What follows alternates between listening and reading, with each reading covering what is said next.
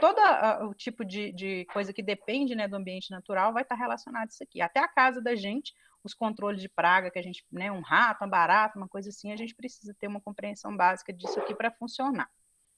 Então, quando a gente vê né, esses níveis de organização dentro da ecologia, geralmente ela começa aqui com o organismo, nas figuras, nas imagens, mas hoje cada vez mais as provas têm trazido o início com o átomo lá.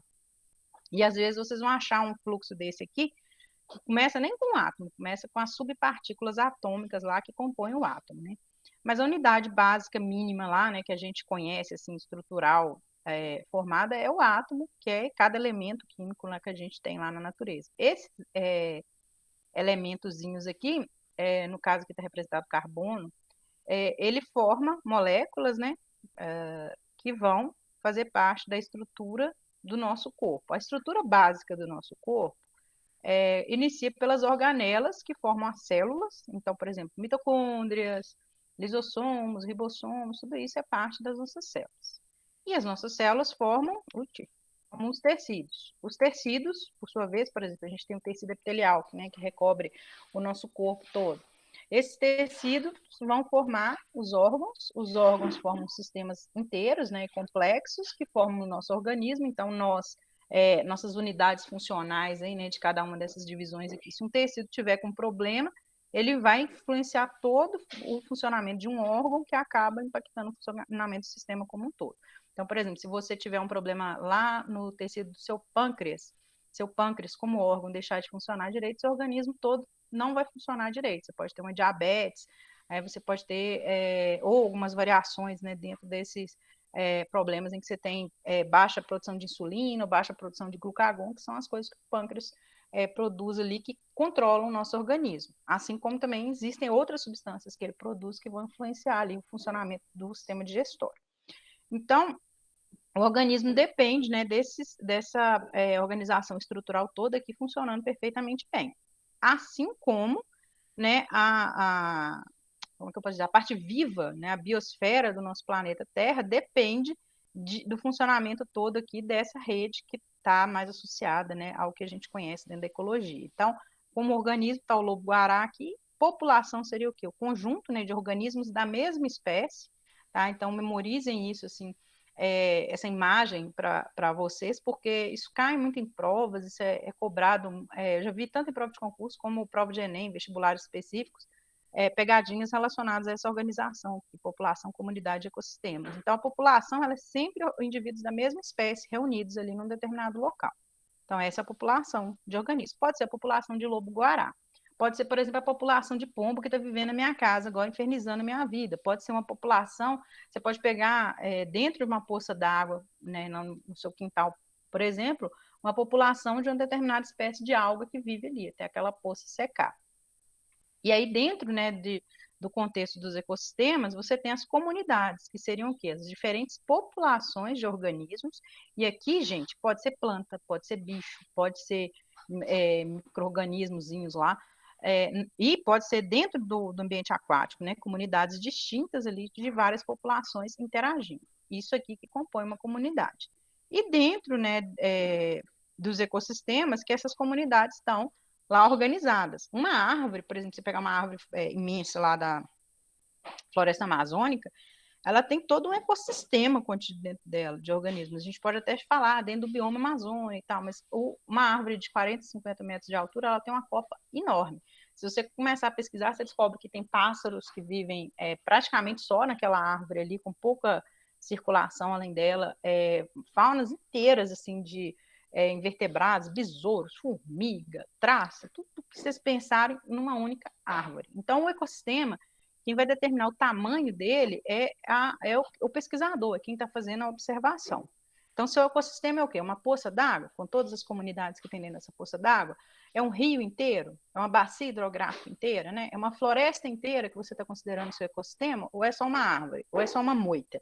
Depende do que você está observando, porque se for organismo microscópico, às vezes uma folha pode ser um ecossistema inteiro. Né? Se for bactérias, fungos microscópicos ali, o seu raio de observação vai variar. Então, a gente não pode confundir ecossistema com bioma. Quando a gente está falando de bioma, as pessoas tendem a confundir. Bioma fitofisionomia, né? São similaridades específicas numa determinada região, e dentro desse bioma você tem milhares de formas diferentes ali que você pode observar ecossistemas. Tá? Então, por exemplo, a floresta amazônica, a Amazônia não é um ecossistema, ela é um bioma.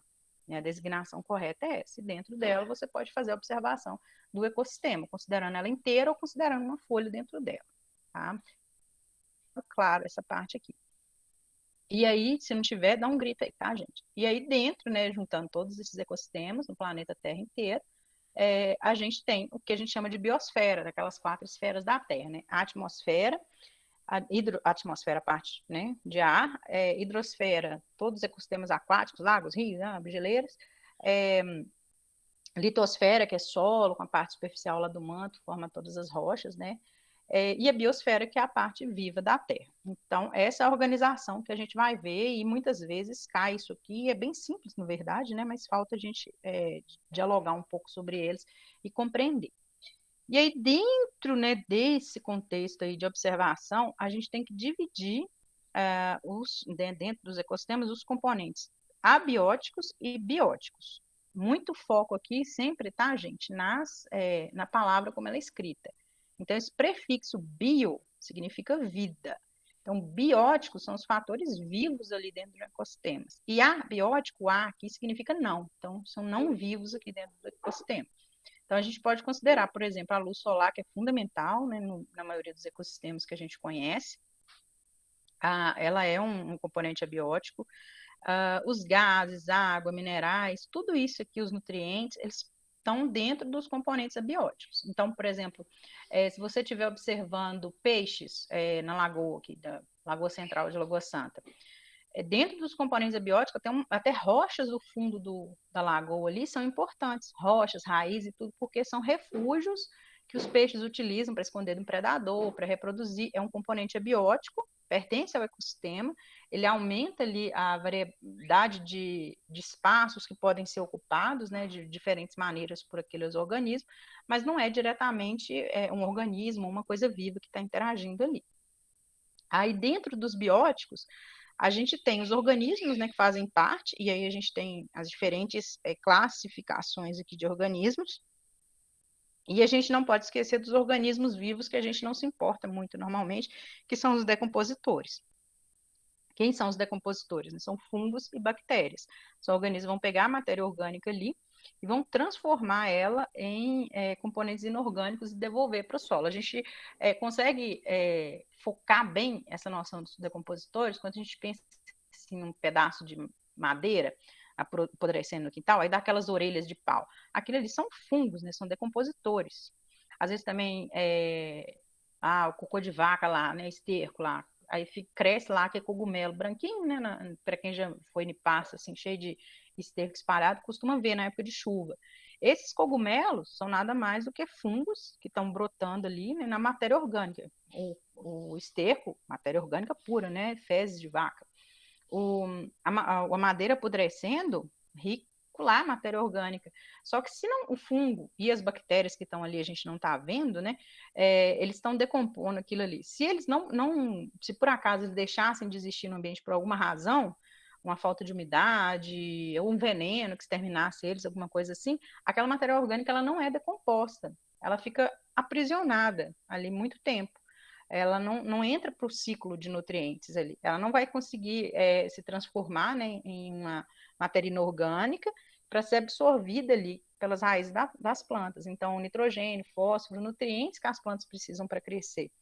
Então, vai com o tempo empobrecendo o solo, cada vez mais, mais e mais, e aí as plantas não produzem tão bem, e aí isso pode ser não só o solo, pode ser a água também, pode ser outro tipo de ambiente.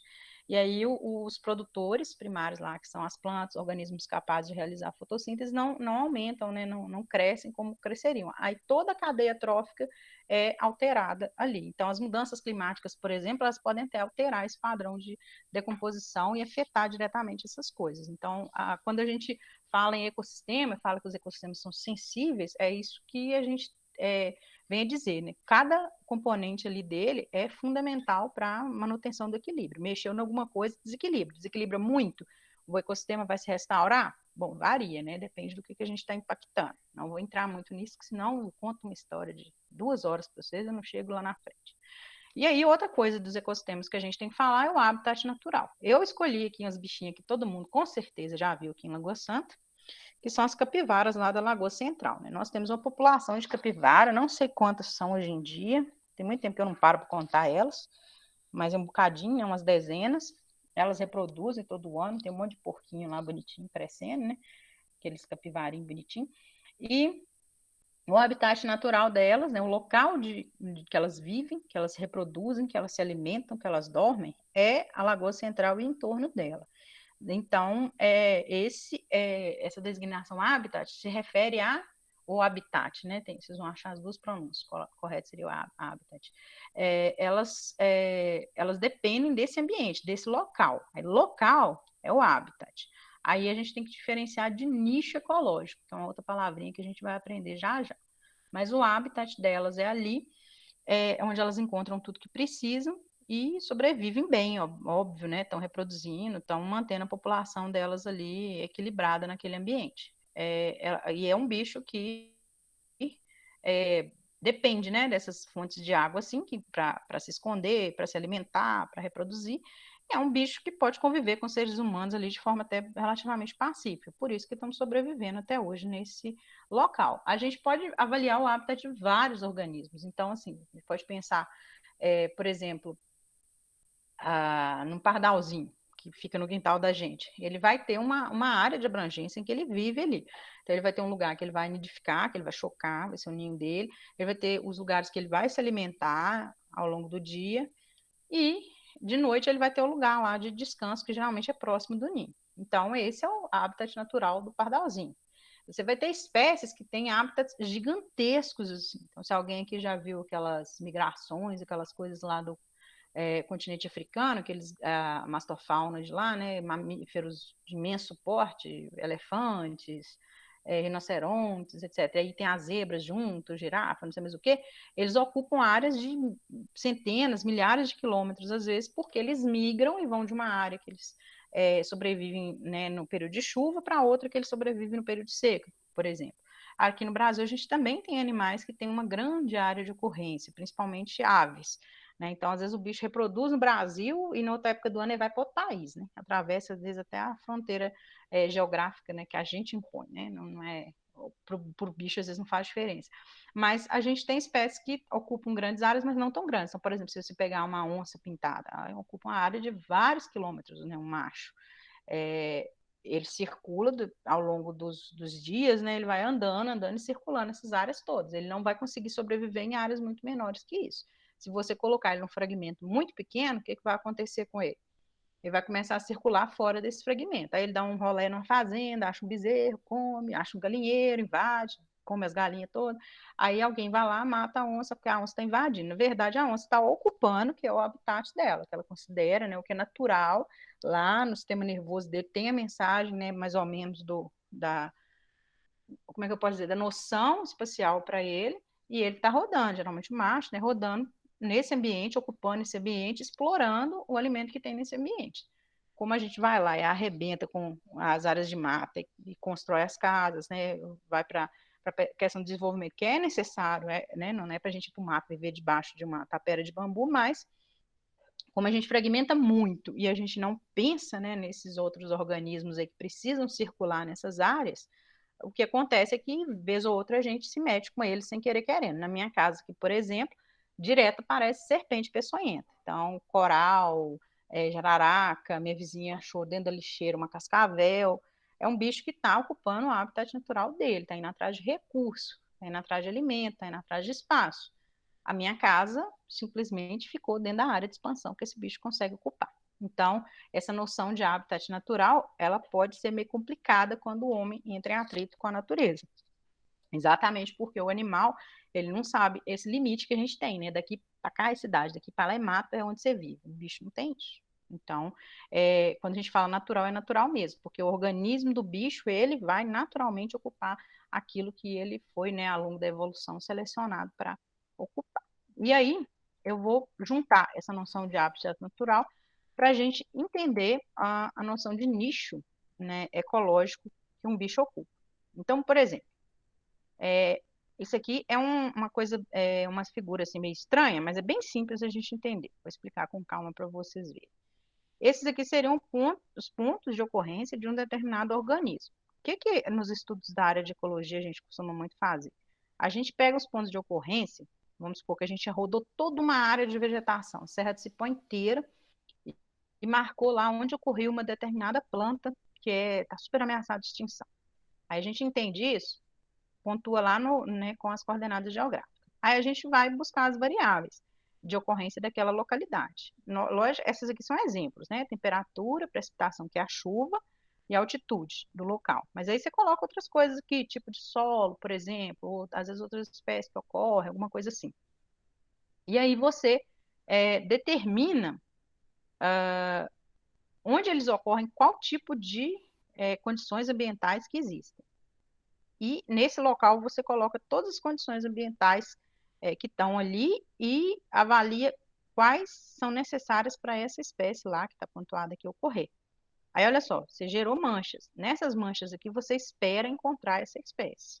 E geralmente bate uma coisa com a outra. A espécie está ocorrendo onde as condições para ela ocorrer existem. Mas às vezes a gente depara com uma situação em que às vezes ela está ocorrendo só aqui, mas ela poderia ocorrer aqui também. O que aconteceu para ela não ocorrer aqui mais? Aí você vai estudar por que não existe populações daquele organismo aqui. O que aconteceu para não existir? O fato é que, embora a gente defina um local de ocorrência dessa espécie, o que a gente está considerando aqui é um nicho ecológico dela, porque não é um local, é um local que oferece condições adequadas aqui de, né, não só isso aqui, né, temperatura, precipitação, altitude, mas condições de sobrevivência. Às vezes a umidade do ar do local, a presença de um rio, a presença de uma outra espécie, condiciona isso aqui. Por exemplo, com a planta, às vezes só vai ter o polinizador para essa planta nessa mancha aqui, ó. Às vezes é um beija-florzinho lá que só existe aqui.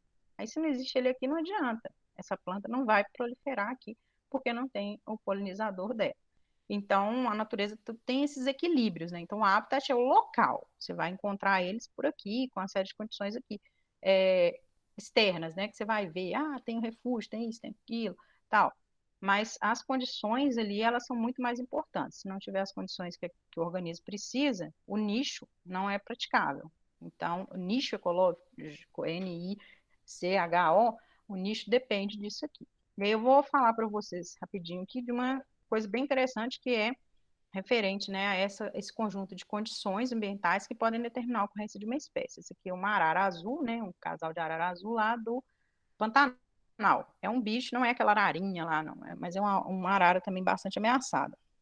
É um bicho que chocava em oco de árvores. E assim, isso não é um bicho pequeno, não, tá, gente? Imenso esses araras. E ela chocava em oco de árvore e dependia desse oco de árvore para chocar. E as populações começaram a ficar bem pequenas, esse bicho estava quase aparecendo. O pessoal foi estudar lá, um grupo de pesquisa bem assim, como é que eu posso dizer, bem eficiente, e avaliou, percebeu que o problema realmente eram os ninhos, era o que mais estava faltando para elas, porque é um bicho muito grande. Então, você imagina o bicho bitelão desse, com uma cauda desse tamanho, o tamanho da árvore, para ter um buraco nessa árvore que cabe esse bicho dentro. Tinha que ser árvores imensas. E aí, com desmatamento, principalmente para extração de madeira, essas árvores são muito visadas, né? Elas acabam desaparecendo. E aí, esses animais que dependem desses locais para chocar, vão desaparecer junto. E nesse projeto lá da Arara Azul, eles né, fizeram toda uma proposta e a fonte, né, a verba foi utilizada com foco na construção dos ninhos. Então foram construídos esses ninhos aí que estão à direita aí na parte de cima, ninhos são bem grandes essas caixas, tá? E foram instaladas no alto de árvores lá para acompanhar a nidificação desses bichos, o uso deles para fazer ninho. E aí, no primeiro ano desse projeto, né, após a colocação dos ninhos, o pessoal ficou arrasado. Por quê? Eles chegavam no ninho para avaliar quem estava lá, tinha gambá, coruja, rato, não sei das quantas, menos arara. Tinha pouquíssimos ninhos que tinha arara dentro. Eles não entendiam o que tinha acontecido, né? As araras não gostaram do ninho, o que rolou, né? Meu Deus, tanto dinheiro investido, tanto estudo, né? Anos e anos de pesquisa e quem estava usando o ninho não tem nada a ver, né?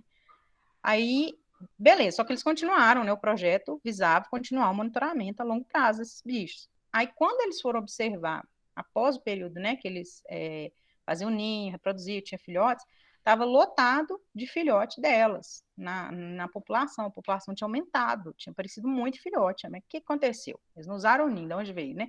O que ocorreu? Esses ninhos, que as araras não curtiram muito, só algumas, viraram o local preferido lá das corujas, do rato, gambá, não sei mais quem que é, que não estava usando, que estava usando antes o oco das árvores. E aí eles pararam, as araras pararam de ter que disputar os ninhos com esses bichos, porque esses bichos começaram a ocupar os ninhos que eram para elas.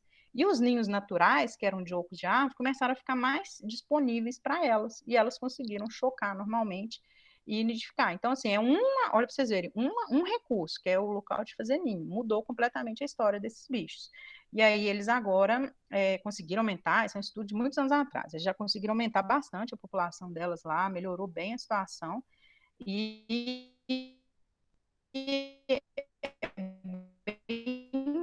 bem específico. Mas para a gente ver, né, que às vezes uma coisa faz toda a diferença para o organismo existir ali. Então, a presença dessas árvores de grande porte, que tinham esses ocos de árvore, era uma das condições mínimas para a existência dessa população lá. A partir do momento que isso foi oferecido de novo em grande, né, em número maior, permitiu que esses bichos sobrevivessem. Aí eu vou falar com vocês agora um pouquinho das cadeias alimentares e teias alimentares para a gente responder o PET 1, que a gente finaliza essa partezinha aqui. Para a gente compreender essa parte de teias e cadeias alimentares, a gente tem que entender esses termos aqui. A gente tem organismos produtores. Esses organismos produtores, eles são aqueles que vão utilizar uma fonte de energia para produzir biomassa. Nossa Senhora, né? O que é isso? O que ocorre? Você pega um feijãozinho, põe lá no algodãozinho, quando você está lá no prézinho, né? Joga água. Aquele feijãozinho, primeiro ele vai dar uma plantinhazinha pequenininha, que é do próprio feijão, né? A semente murcha ali e tal. O próprio caroço tem energia ali para aquela plantinha crescer e abrir as primeiras folhinhas. A partir desse momento, se você botar essa plantinha na terra, ela vai crescer e vai virar lá um pé de feijão. Ela puxa a energia da semente, né, retira a energia da semente, tá ali, né, sob a forma para poder, que são as estruturas que ela vai precisar para crescer sozinha depois.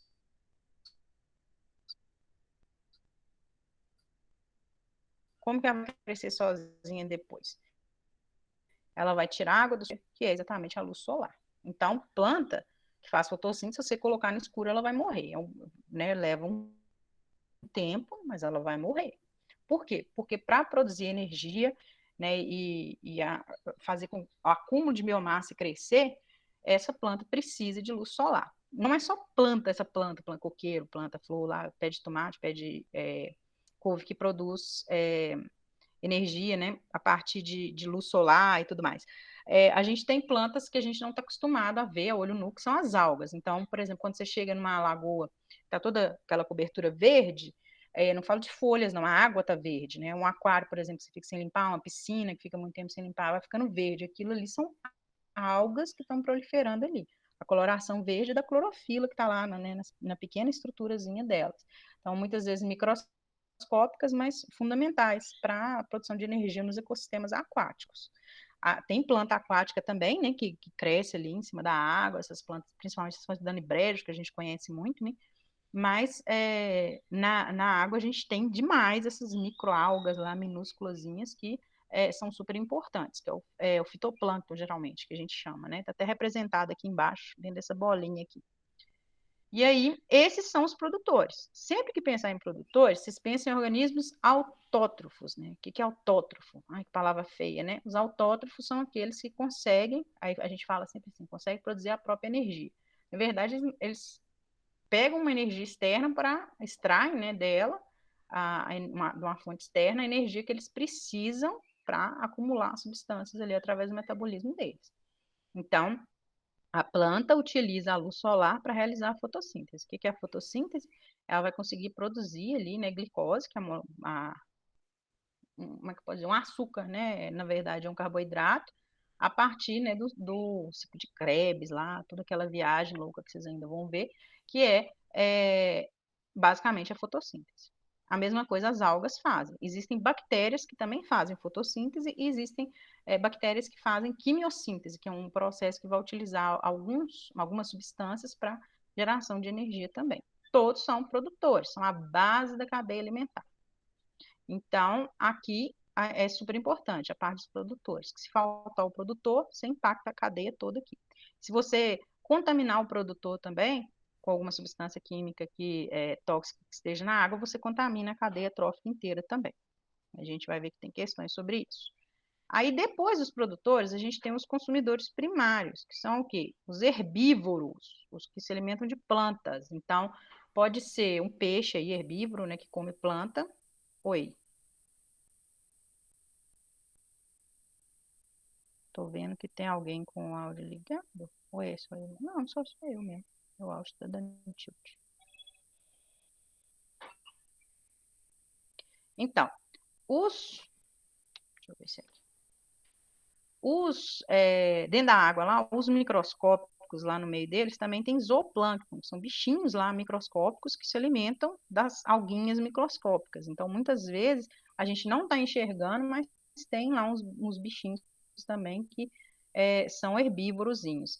E tem, né, um coelho é um herbívoro, um caramujo é um herbívoro, aquela lagarta comendo a couve lá é um herbívoro. São organismos que se alimentam aqui dos produtores, das plantas, das bactérias, do fitoplâncton, do que for.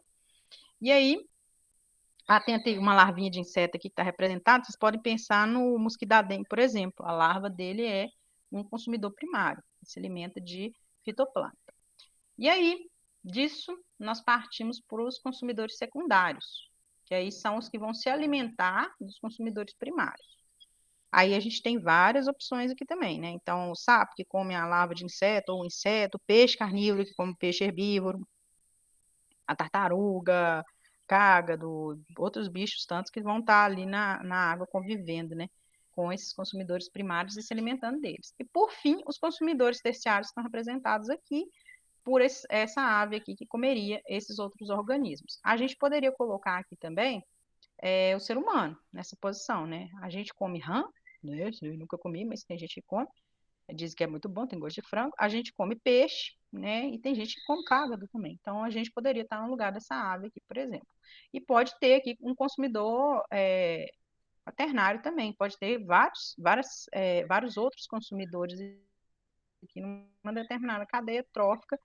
Aqui poderia ter, por exemplo, um gavião que comesse, ou um jacaré que comesse essa ave aqui, né, seria um consumidor acima dele aqui. O fato é que pode ir mais longe aqui, a cadeia trófica, mas a gente está representando aqui, na verdade, uma teia trófica. E eu vou mostrar para vocês adiante a diferença, né? Na teia trófica a gente tem mais componentes e um mesmo organismo aqui pode estar tanto como consumidor aqui, quanto consumidor cá da primeira parte, quanto consumidor aqui. Então tem várias formas aqui de representar essa questão de um alimentando o outro e o fluxo de energia que vai passando aqui. Por fim, por último, antes da gente passar para o slide seguinte, a gente tem os decompositores. Esses são os organismos que vão decompor a matéria orgânica, que vai caindo aqui, e fazer com que ela volte, né, como na forma inorgânica, para o ciclo de nutrientes. Então, o peixe que morreu, ele vai para o fundo, vai ser decomposto por bactérias, né, e fungos que vão deteriorar aquele organismo dele. Isso vai ser liberado na água, esses nutrientes, e vão virar o quê? Nutriente para a raiz da planta, que vai absorver e que vai mantendo isso aqui na cadeia alimentar, ou na teia alimentar. Então, aqui, não ficou faltando o chapeuzinho aqui. Sequência de organismos em que um serve de alimento para o outro é a representação da cadeia alimentar. Então, você vai direto aqui. Esse organismo come o produtor, que é autótrofo, que esse organismo vai comer esse consumidor primário, e depois você tem o consumidor terciário, quaternário e por aí vai. Então, sempre a gente vai ter um autótrofo na base da cadeia alimentar e, a partir do autótrofo, todos aqui são heterótrofos, que são consumidores. O que são heterótrofos? Organismos que não produzem lá, né, a própria energia, a própria biomassa, então eles precisam se alimentar de outro organismo, que é o caso, né, de todos os consumidores aqui. Então, heterótrofos, eles nunca vão ser a base aqui da cadeia alimentar, sempre autótrofos. Memorizem isso que ajuda bastante. E as teias alimentares, você vai ter várias cadeias alimentares representadas aqui, interligadas, né, comunicando entre elas. Vários organismos aqui que podem fazer parte, inclusive, de uma ordem diferente aqui de consumidor, dependendo da circunstância. Então, a gente, por exemplo, nós somos onívoros, nós comemos tanto plantas quanto carne, né, de animais. A gente tem outros animais onívoros, tem porco do mato, várias espécies de primata mesmo, de macacos, que se alimentam tanto de plantas quanto de animais. Então, eles são tanto consumidores de primeira ordem, como consumidores aqui de outras ordens. Eles seriam mais bem representados em teias alimentares, tá? E aí, sim, aqui está falando o seguinte, são raros os seres vivos que se alimentam apenas de uma única espécie, isso é correto. Essa coisa muito específica de um tipo de organismo se alimentar só de um outro organismo, ele é muito complexo na natureza, porque se um organismo diminuir a população ou desaparecer, o outro acaba desaparecendo também. Então, geralmente, os organismos se alimentam de uma variação ali, né, de tipos de espécies, e isso facilita até para ele achar o alimento mais facilmente. Então, pegar uma cobra, uma serpente, vai se alimentar de ratos, de inseto, de outros répteis, tipo um calango, um bicho assim, isso facilita ela encontrar o alimento. Mesma coisa coruja, mesma coisa raposa, mesma coisa lagarto. Se alimentar só de uma espécie, nossa senhora, né? Ficava até difícil. Deixa eu fechar aqui. Bom, se alguém não estiver vendo aí o PDF, tá, gente? Me avisa, por favor, que às vezes não fica visível e eu não fico sabendo. Bom, a número 1 aqui é uma questão do Enem, né? Enems passados aí. E fala o seguinte: a figura representa uma cadeia alimentar em uma lagoa. Então, tem aqui o caramujinho que come, né, a plantinha, o peixinho que come a plantinha. E aí, esse peixinho e o caramujinho, né, ambos são devorados por um peixezinho, né, que está aqui como segundo consumidor aqui. E, por fim, são comidos ambos pela ave aquática. As setas indicam o sentido do fluxo de energia entre os componentes dos níveis tróficos. Sabendo-se que o mercúrio se acumula nos tecidos vivos, que componente dessa cadeia alimentar apresentará maior teor de mercúrio no organismo se essa lagoa, né, ocorrer um derramamento desse metal? Bom, supondo lá que na lagoa de Lagoa Santa, aí na Lagoa Central, caiu o mercúrio e contaminou, o que a gente espera quando você vai fazer uma análise assim, de metais pesados, que é o caso do mercúrio, numa cadeia trófica, o que a gente procura, geralmente, o primeiro organismo que você observa são os organismos, os que são chamados predadores de topo, que são aqueles que estão no nível mais alto da cadeia alimentar. Por quê? Porque a quantidade de organismos que ele tem que consumir para ter a quantidade de energia para sobreviver, para crescer, para reproduzir, é muito grande. Então, nisso, ele acumula uma quantidade muito grande de matéria ingerida, né, de corpos de outros organismos, por exemplo, né, engolindo esses peixes aqui, por exemplo, e nisso, ele tem maior contato aqui, né, no período, né, que ele está digerindo, absorvendo os nutrientes desses organismos, com esse metal pesado, que vai ficar no organismo dele. Então, quando você vai fazer um estudo de metal pesado, você sempre vai na parte mais alta do nível trófico. Para qualquer tipo de contaminação, você sempre vai na parte mais alta, porque o que está acima, né, na cadeia trófica lá, na alimentação, ele é que vai ingerir maior quantidade de biomassa, vai ter maior contato ali com aquele contaminante, e por isso vai acumular mais esse contaminante no organismo dele. São os animais mais prejudicados aí. Então, na questão aqui, está pedindo para informar exatamente isso, né? Qual o organismo vivo lá, né, que vai apresentar maior teor, né, desse metal pesado. Então, tá aqui. As aves, pois são os predadores do topo dessa cadeia, acumulam mercúrio incorporado pelos demais, né, componentes aqui, né, do elo.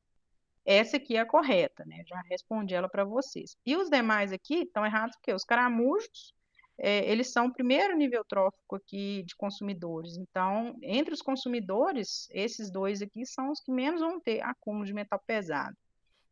Os grandes peixes, embora eles acumulem o mercúrio dos menorzinhos aqui do caramujo, eles ainda vão ser devorados pelas aves que estão um nível acima ainda, né? E é isso, vale o mesmo aqui. Então, as plantas aquáticas, elas são as que menos vão ter, né? Elas têm uma biomassa muito grande, elas têm uma quantidade enorme de plantas num lago, mas a quantidade que elas têm contato ali com os nutrientes que elas vão absorver e a água com metal pesado, não é suficiente para gerar tanta contaminação. Então, elas têm um teor um pouco mais baixo. O caramujo come muitas plantas e acumula, acumula, acumula, acumula o metal pesado. Esse acúmulo já fica maior no organismo dele, que vai ser acumulado mais e mais aqui pelo peixe, que vai comer vários caramujinhos, vários peixinhos aqui cheios de mercúrio, e assim vai passar até chegar no nível mais alto da cadeia trófica. Sempre tem questões de acho que é nesse PET mesmo aqui, não sei se é nesse ou nos próximos que tem mais uma disso. Então, a letra A, lá, o número 1.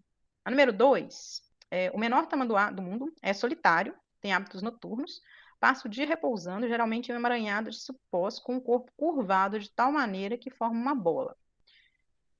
Quando em atividade, se locomove vagarosamente e emite o som semelhante a um assovio. A cada gestação gera um único filhote. A cria é deixada em uma árvore à noite e amamentada pela mãe até que tenha uma idade para procurar alimento. As fêmeas adultas têm territórios grandes e o território do macho inclui o de várias fêmeas, o que significa que ele tem sempre diversas pretendentes à disposição para namorar. Essa descrição sobre o tamanduá diz respeito ao seu, né? Aí aqui a gente quer saber o que é que está sendo descrito aqui com base, né, como eu posso dizer, nos termos, né, técnicos dentro do estudo de ecologia. Então, aqui está falando como que ela vive, né? A fêmeazinha lá, que repousa, não sei o quê, no meio do cipó e tal. Ela locomove vagarosamente, gesta um filhote e tal. Como que é o território deles aqui, tarará, tarará. Bom, aqui está falando de como que eles ocupam o território. Não está falando aqui que ele vive em locais de temperatura tal, nem está falando que eles se alimentam de planta tal e tal, de tal e tal coisa, só simplesmente está descrevendo como que eles vivem, né, o local que eles vivem. E aí, isso se enquadra o habitat, né? Não tem as condições, então, ecológico. Não está falando do que eles comem, quem devora eles, etc. Então, também não é nível trófico. Potencial biótico também não é, porque não está falando de todos os locais que eles poderiam ocupar. E também não é biótopo, porque embora esteja descrevendo, deixa eu ver se o PET de vocês aqui mesmo vai trazer o desenho do biótopo. Ah, hum.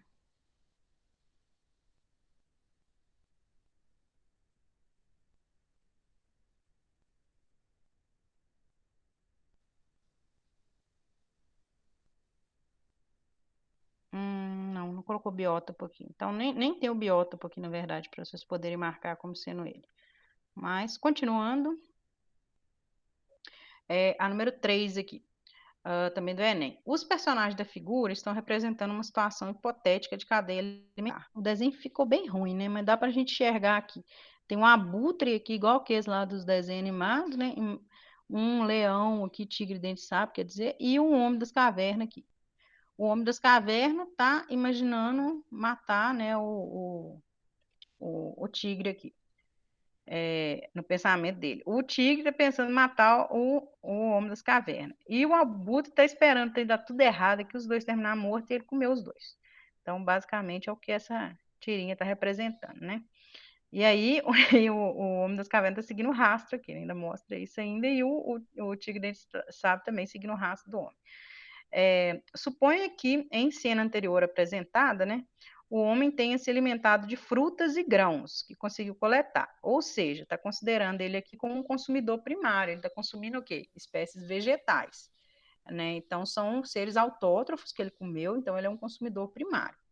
Na hipótese de, nas próximas cenas, o tigre ser bem sucedido e posteriormente se servir de alimento aos abutres, então suponha que o tigre vai conseguir caçar o homem, mas vai morrer e servir de alimento aos abutres.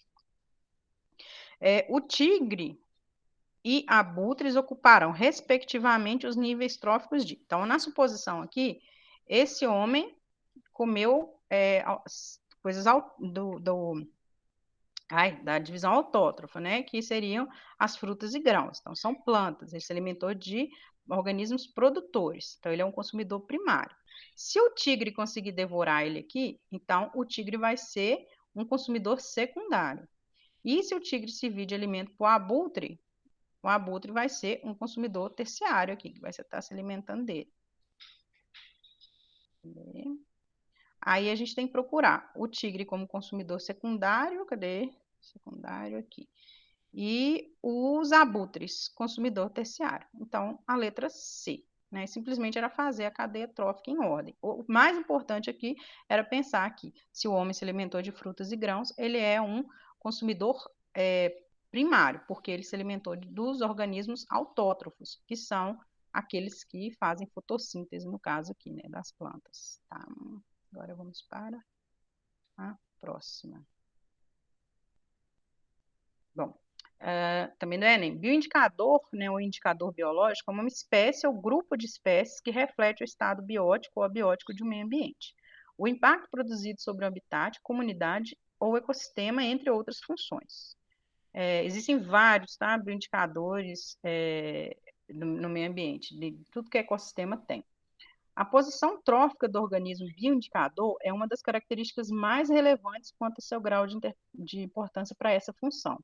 Quanto mais baixo o nível trófico, olha só, né? Quanto mais inicial lá na cadeia alimentar, maior é a sua utilidade, pois pressupõe que toda cadeia trófica é contaminada a partir dele. Então, se ele vai passar adiante um contaminante, ou se ele vai morrer, ou se ele vai ter, né, a vida dele lá vai ser prejudicada em termos de reprodução e tal, ele vai produzir menos biomassa, tudo isso vai afetar a cadeia trófica inteira.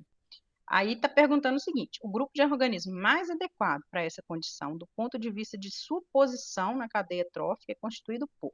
Bom, o nível mais adequado é o mais baixo lá na cadeia trófica, né? Se a gente voltar lá na cadeia trófica, não, não precisa voltar lá, não.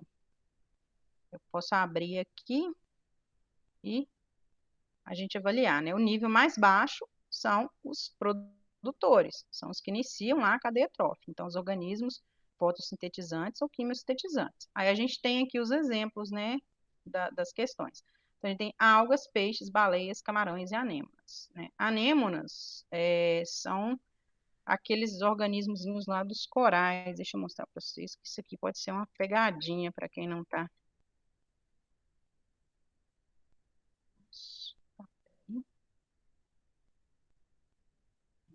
Entrando.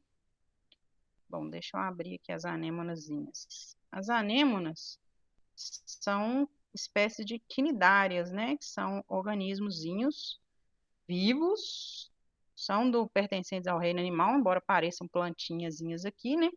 Mas são parentes ali das águas vivas. Então, na verdade, são só uma fase ali, né? Tem uma anêmona bonitinha aqui. São aquelas pomponzinho, né, de torcida. Elas podem ser maiorzinhas, o do Nemo lá é um anêmona, né, eles vivem numa anêmonazinha e tal, do desenho, o desenho está correto nesse ponto. E elas podem ser microscópicas também, vivendo lá nos recifes de corais. Mas embora, né, tenham essa aparência assim de plantas, anêmonas são organismos vivos, né? Então elas têm uma bocazinha aqui, esses tentáculos delas se movimentam quando elas querem se movimentar e tem substâncias urticantes, elas são caçadoras de espreita, né? Elas ficam esperando o organismo chegar aqui para devorá-lo. No caso do peixe palhaço, ele vive numa situação aqui mutualística, ele não prejudica a anêmona, nem a anêmona prejudica ele. Mas outros organismos vão ser prontamente devorados aqui se ficarem dando bobeira assim perto da anêmona.